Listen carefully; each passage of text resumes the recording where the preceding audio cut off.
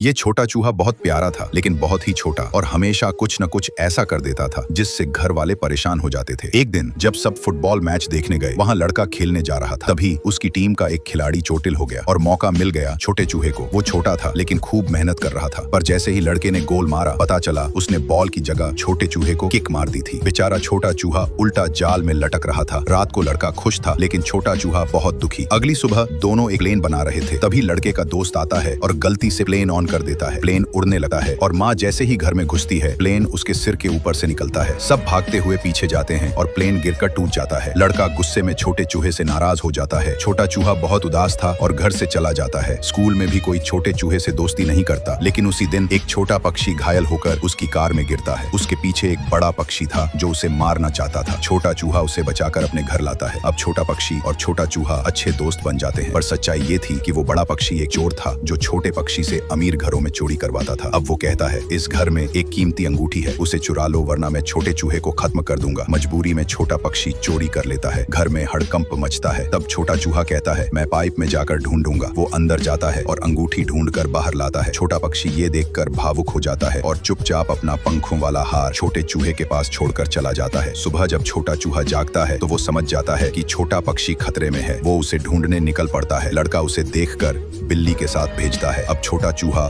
और बिल्ली बड़े पक्षी के बिल्डिंग तक पहुंचते हैं। वहाँ छोटा पक्षी बंधा हुआ था। बड़ा पक्षी कहता है, ये चोर है, पर छोटा चूहा उसे बचाने आता है। बड़ा पक्षी उसे ऊंचाई से गिरा देता है, लेकिन छोटा पक्षी उसे बचा लेता है। अब छोटा चूहा अपने टूटे प्लेन को कचरे से जोड़कर फिर से उड़ाता है और बड़े पक्षी से टक्कर करता है। वो उसकी आंख में रोशनी मारता है और प्लेन को उस पर गिरा देता है। अंत में बड़ा पक्षी खत्म हो जाता है। छोटा पक्षी उसे नीचे लाता है और उसका पूरा परिवार उसे देखकर बहुत खुश हो जाता है। कुछ दिन छोटा पक्षी उनके साथ रहता है, फिर एक दिन वो विदा लेता है और अब छोटा चूहा अपने परिवार के साथ खुश रहता है। और यहीं खत्म होती है ये दिल छू लेने वाली कहानी।